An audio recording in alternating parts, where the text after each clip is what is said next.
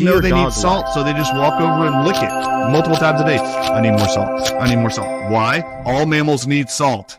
It's so weird that we have fallen for this lie. It is just a lie. All right, so we convince people that salt's bad for you, so don't consume too much salt. Always restrict your salt. We're just going to call it fluids every time you walk into one of our buildings feeling bad. Doesn't matter if you have migraines or anything. Just think about it. It doesn't matter if you have cancer, if you have a brain tumor, if you have high blood pressure, strokes, heart attacks, you have a bullet in your chest. They're all going to start injecting you with salt immediately. This is just should be a random weird thought to you now that you see it. You're like, oh my God, now that I see it. They actually do know salt's bad for you. In fact, if a medical doctor's in the hospital room with you, with a loved one and you, I don't care if you're the patient or the family member, I want you to look at your MD ever and go like this. Hey doc, I just have a question. Don't even tell them why you're going to ask it. Just go, hey, I've got a random question. Is salt bad for you or good for you? Just ask the question. I guarantee you every medical doctor is going to immediately spit out the lie that they've been indoctrinated with, just like you. They're going to go, oh, salt's definitely bad for you, and you should restrict how much salt you put inside your body every day. Then I want you to go like this. Well, if it's so bad for me and for my loved ones, why are you pumping 9,000 milligrams of salt every day that he's in here? That's more than the FDA says we should have every day by like 4 times. Why are you all pumping salt inside of every patient? My loved one, if it's bad for him. I mean, it's going to shatter their belief systems, and they have no idea. They're just going along with the cult indoctrination. They're just following the dogma, and they're repeating something illogical, and they don't even know it. This is how far-reaching the propaganda and the indoctrination of lies is. All right, so here we go. Let's set this up for everybody. This is very important. This is something I learned just the last 2 years that I had no idea about. All right, so the drug companies figure out that they can manipulate physiology and lower blood pressure. So now the drug companies in the early 1900s have to figure out a way to sell to the medical industry ways to manipulate blood pressure. So they come up with, let's bastardize salt. So they do. Right. And they lie to everybody. And I mean everybody.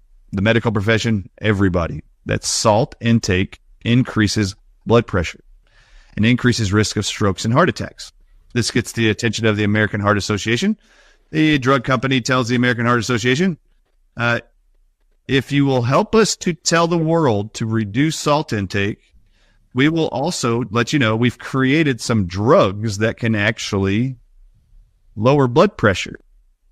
And these drugs, if you'll help us promote these, if you'll help us to lower salt intake worldwide with propaganda and marketing, we have drugs that the medical doctors can now sell their patients to lower their blood pressure as their blood pressure goes up for whatever reason in life.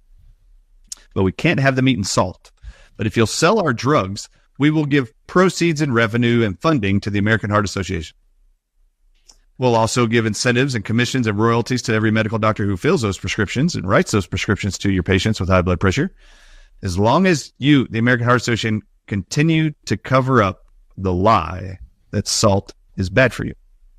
Okay, you got to cover that. You got to continue to promote that and cover up the lie that salt actually is required by life. Now, this is where it gets really disgusting, in my opinion.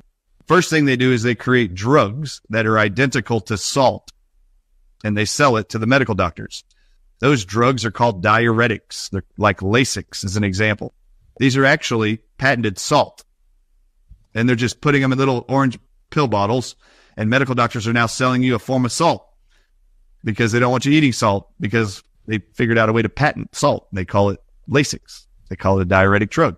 What did Lasix do? And lots of people in England and America are on high blood pressure drugs called Lasix. All it does is make your kidneys urinate. Oh, remember? Salt does that. So They're giving you a fake salt. It's increasing how fast the kidney's urinating, lowering water retention, and you're seeing your blood pressure come down. But not forever. Eventually, your kidneys are going to shut down from the drug because it's not a natural substance, and you have to continue increasing the Lasix. You don't have to do it with salt because that's a natural substance. That's what you have to do with the drugs. Come 1981, drug companies start telling medical doctors they have a new blood pressure drug called ACE inhibitors. The first drug is introduced. It's called Captopril, Captopril. And they start telling the American Heart Association and every medical doctor on earth treating high blood pressure that there's a new drug called Captopril that can lower blood pressure And it actually binds to your blood vessels, relaxes them to lower blood pressure. So now we've convinced people for decades at this point in 1981 to reduce salt intake and use Lasix, which is patented salt, and it's a drug. Okay, great. You got a whole bunch of people doing that. Now the medical profession and the pharmaceutical drug companies tell the medical profession, we've got a new drug that is called captopril. That's an ACE inhibitor. Now, every drug that ends with pril, P-R-I-L, are all ACE inhibitors made from the same thing. Do you know what it's made from? What is it made from? Every ACE inhibitor drug that ends with the abbreviation pril, lisinopril, enalapril, captopril, since 1981, all of them are actually made from their little dry pills that you swallow that's made from venom from a snake in Brazil called the Jaracus viper. All right, now this is crazy. This is crazy. You're all swallowing snake venom every day to lower your blood pressure. The actual venom component is called a neurotoxin. It binds to nerves that control muscle, and all your blood vessels are muscle. So now they've convinced you not to eat salt. Now they've convinced you to swallow their salt they prescribe to you, called Lasix. Then they introduce high blood pressure drugs made from snake venom. This is my problem. Not only does reducing salt in that narrative increase high blood pressure and heart attacks and stroke victims in America and support the entire heart disease industry, all of it, the medical industry, then you sell Lasix that causes over time kidney failure. They know it does that. And now you feed an entire dialysis industry worldwide. Then you introduce venom-based drugs called lisinopril, captopril, and enalapril, ACE inhibitor drugs. All of them are made from venom. Now, my problem with these venom drugs are 1956, two doctors, one named Rita and one named Stanley Cohen, discover in 1956, if you put any snake venom in a mammal's body from a snake, it will cause cancer in every tissue of the human body. And they called it an invisible side effect of venom in 1956. And they call it epidermal growth factor. That's what they called it in 1961. In 1956, they found that snake venom causes nerve tumors in the brain and spinal cords of all mammals and chickens, and they called that nerve growth factor. These two people in 1956 and 1961 discover that snake venom put inside a mammal causes cancers of every kind: skin cancers, ovarian cancer, breast cancer, cervical cancer, liver cancer, prostate cancer, and brain cancer. They already know this, and they publish it. Come 1981, they start selling the whole world people that they've lied to about salt. They're now telling them to all take ACE inhibitor drugs made from venom of a snake in Brazil that causes cancer. They know it causes cancer. In fact, they're so confident that venom in a human causes all cancers that they gave these two guys, Dr. Stanley Cohen and Rita, they gave them the Nobel Prize in Medicine for this discovery in 1986. For discovering that venom in a human will cause cancer in every tissue in the human body. You're making the head of my arm stand up.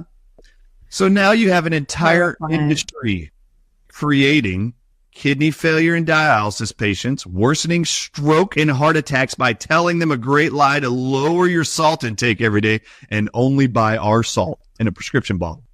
Now we want you swallowing snake venom every day, but the pharmaceutical companies never told the American Heart Association, nor did they ever tell an MD in the world, that what you're prescribing is snake venom in a pill form since 1981.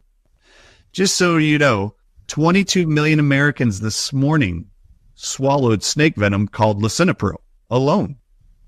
Every single person who has ever taken any kind of ACE inhibitor drug for high blood pressure, all of them eventually will develop some form of cancer. All of them. In fact, any of you who have a loved one or a grandparent, you want to do some history, go into your grandma and grandpa's medical history or journals and find out what ACE inhibitor drug they were put on before they ever developed cancer, and type in the name of that drug in a Google search, type in lisinopril, and your grandmother was diagnosed with non-Hodgkin's lymphoma. Great. Go type it in.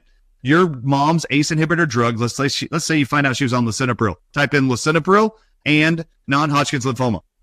And you will find one study after another that ACE inhibitor drugs made from snake venom, all of them, cause every single cancer you and your loved ones ever struggled emotionally, physically, and financially to treat. It was actually being created by the same drugs based off the same lie. And Joseph Goebbels was right over, almost 100 years ago when he said, tell a lie loud enough and repeat it often enough, and the people will believe it. הצטרפו לקבוצת הפייסבוק שלנו, כלבים וחתולים חוזרים אל אמא טבע, כי ישנה רק מחלה אחת, והיא ההתנתקות שלנו מהטבע.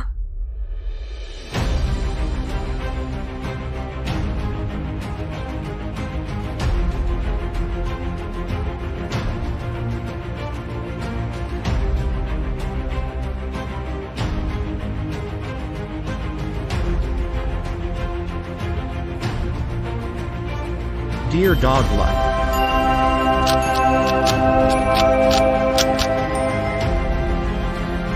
הרפואה הגדולה מכולן.